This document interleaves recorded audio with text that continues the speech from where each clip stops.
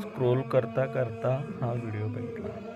कुठला आहे माहिती नाही, पण अक्षरशः बुद्ध विहारामध्ये हे लोक झुलत आहेत. यांच्या अंगामध्ये कोण आलंय माहिती नाही.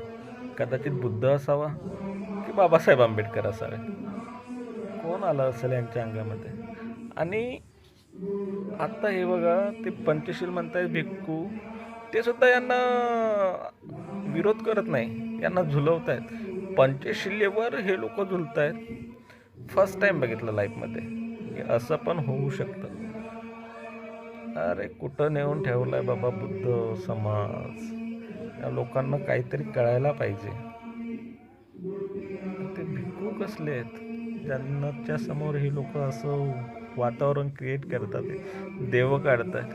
या सगळ्या भानामती देव्या अंगात येणं, हे सगळं न शिकलेल्या लोकांचं लक्षण आहे.